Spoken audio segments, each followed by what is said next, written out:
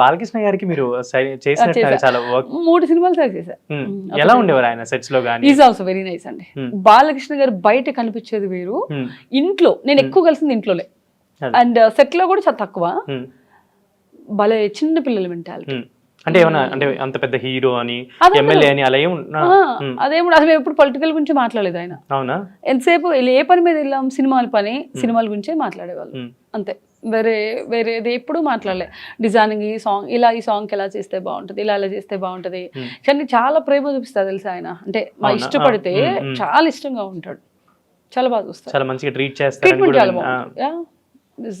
బయట కనిపించే బాలకృష్ణ గారు వేరు. నేను చూసిన బాలకృష్ణ గారు అయితే అదే ఇస్ అ నైస్ పర్సన్.